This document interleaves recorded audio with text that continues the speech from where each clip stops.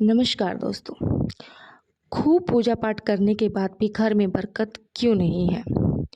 आपने बहुत लोगों को ये कहते हुए सुना होगा कि मैं इतना पूजा पाठ करता हूँ लेकिन उसका पूर्ण फल मुझे नहीं मिलता है। इस वीडियो में हम उसका कारण बतलाएंगे।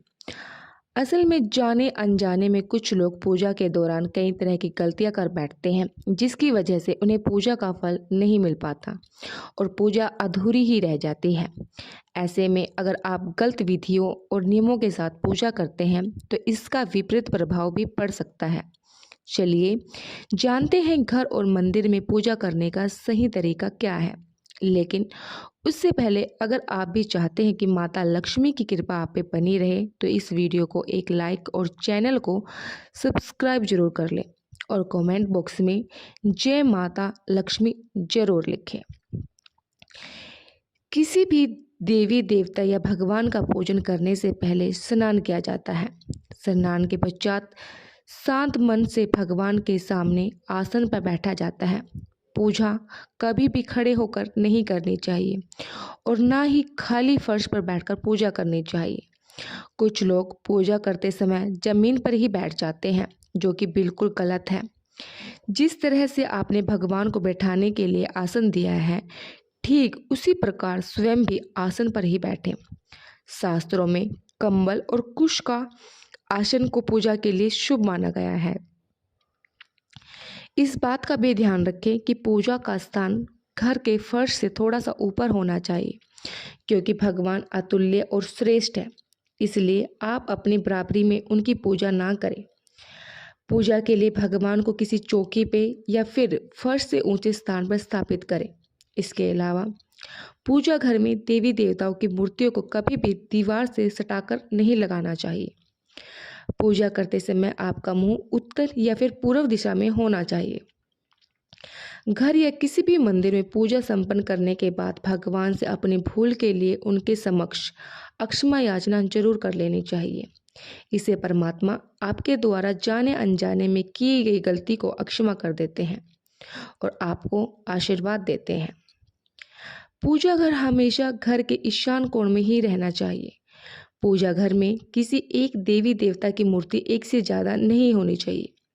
घर के मंदिर में किसी भी भगवान की मूर्ति 9 इंच या 22 सेंटीमीटर से छोटी ही होनी चाहिए। इससे बड़ी प्रतिमा घर में रखना शुभ नहीं माना जाता। बड़ी प्रतिमा को मंदिर में रखना चाहिए। अपने बेडरूम में कभी भी पूजा घर स्थापित ना करें और रात्रि के समय अपने पूजा घर के पर्दों को ढक कर रखना चाहिए और पूजा घर में काम में आने वाली सभी चीज़ें जैसे शंख, घंटी, प्रसाद के बर्तन, दीप, शिवलिंग, जनेऊ और भगवान शालिग्राम को साफ सुथरे कपड़े के ऊपर रखना चाहिए। ऐसा नहीं करने पर हर रोज पूजा पाठ करने के बाद भी आपको उचित फल नहीं मिल पाता है। शास्त्रों में उल्लेख है कि घर या मंदिर कहीं पर भी यदि आप सूर्यास्त के बाद रात के समय पूजा करते हैं तो इस समय ना तो शंख बजाना चाहिए और ना ही घंटी बजानी चाहिए। ऐसा माना जाता है कि सूर्यास्त के बाद देवी देवता शयन के लिए चले जाते हैं और ऐसे में उन्हें जगाना सही नहीं माना जाता। इसलिए इस बात का विशेष ध्यान रखें कि सूर्यास्त के बाद घंटी और शंख बिल्कुल ना बजाएं। अक्सर लोग पूजा करते हैं तो उस समय सिर्फ धूप जलाते हैं, लेकिन यह गलत है। किसी भी देवी देवता की पूजा करने से पहले दीपक जलाना अनिवार्य माना जाता है। ऐसी मान्यता है कि दीपक भगवान के प्रति हमारी भक्ति भाव, हमारे द्वारा चढ़ाए गए प्रसाद, धूप और अन्य कार्यों का साक्षी होता है। अगर आप पूजा करने से पहले दीपक नहीं जलाते हैं तो भगवान तक आपकी प्रार्थना कभी नहीं पहुंचती है। आज तक ज़्यादातरों के घरों में अगरबत्ती का इस्तेमाल किया जाता है, परंतु कभी भी पूजा करते वक्त अगरबत्ती का इस्तेमाल नहीं करना चाहिए क्योंकि अगरबत्ती में बांस की डंडी का इस्तेमाल किया जाता है। हमारे हिंदू शास्त्र में पूजा में बांस का इस्तेमाल वर्जित माना गया है, इसलिए हमेशा पूजा में दीपक का इस्तेमाल करना चाहिए। अपने मंदिर या पूजा घर में कभी भी नग्न मूर्तियां ना रखें। देवताओं को वस्त्र सिल कर पहनाएं। आजकल बाजारों में भी देवी देवता के वस्त्र उपलब्ध होते हैं, आप चाहें तो बाजार से ले सकते हैं। हमेशा देवता की पसंद के अनुसार या फिर शुभता को ध्यान में रखते हुए ही वस्त्र धारण करवाने चाहिए। सूर्य, गणेश, दुर्गा, शिव और विष्णु यह पंचदेव कहलाते हैं। इनकी पूजा सभी कार्यों में अनिवार्य रूप से मानी जाती है। प्रतिदिन पूजा करते समय इन 5 देवों का ध्यान अवश्य ही करना चाहिए। इसे माता लक्ष्मी की कृपा और समृद्धि की प्राप्ति होती है। आप चाहे किसी भी देवी देवता का पूजन कर रहे हैं, लेकिन सर्वप्रथम हमेशा भगवान गणेश को प्रणाम किया जाता है। किसी भी हवन या किसी भी शुभ कार्य की शुरुआत में भगवान गणेश को प्रणाम करके ही कोई कार्य किया जाता है।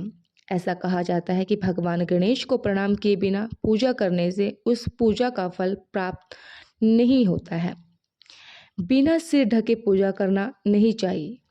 मान्यता ये है कि बिना सिर ढके पूजा करने से इसका पूर्ण फल आपको प्राप्त नहीं होता है।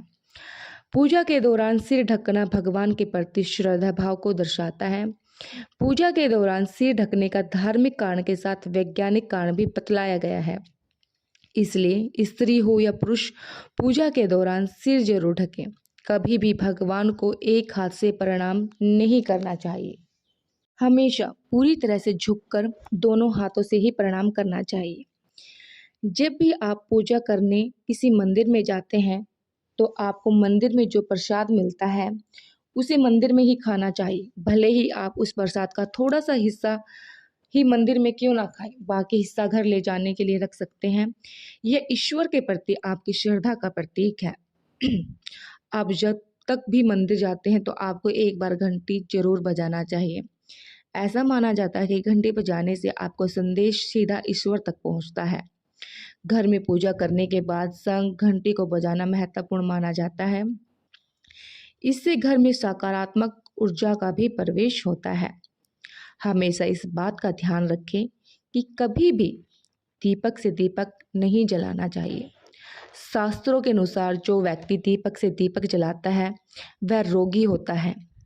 नहाने से पहले ही भगवान को चढ़ाने के लिए फूल तोड़ लेने चाहिए।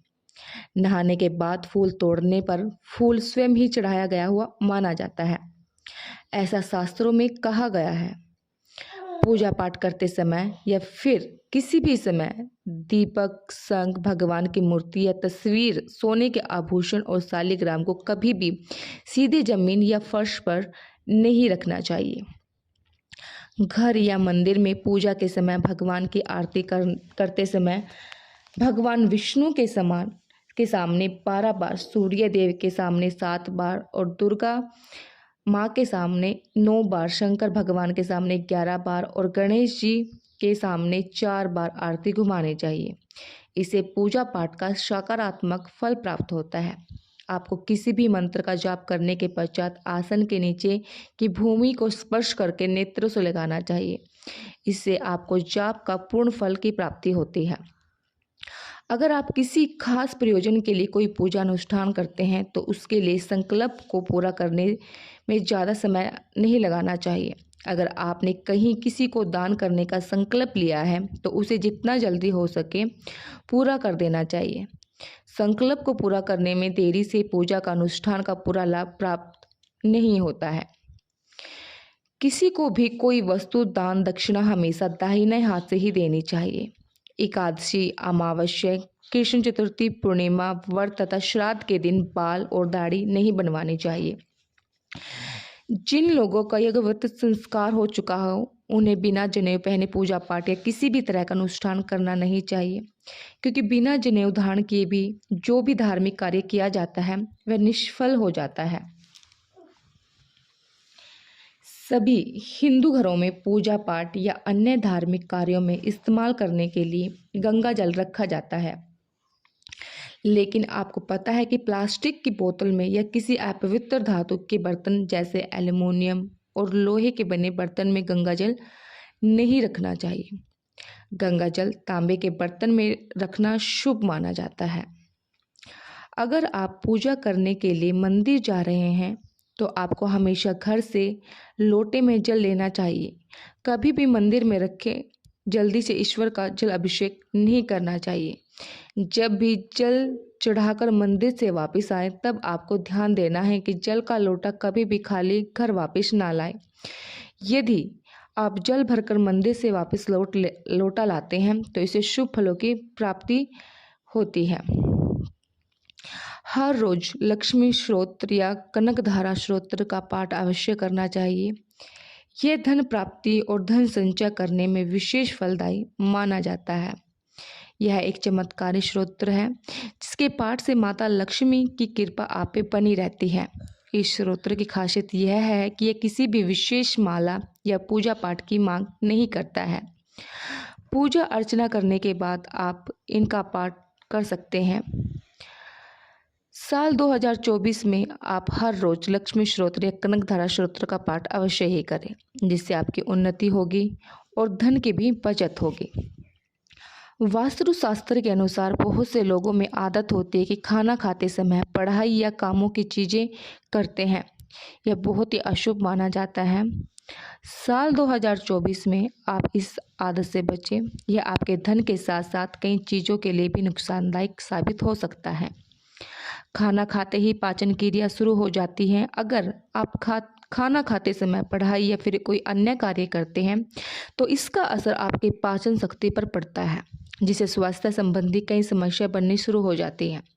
इसलिए आप इस आदतों से बचें। दोस्तों, वीडियो अच्छी लगी हो तो लाइक और सब्सक्राइब जरूर करें और कमेंट में माता लक्ष्मी की जय जरूर लिखें। धन्यवाद।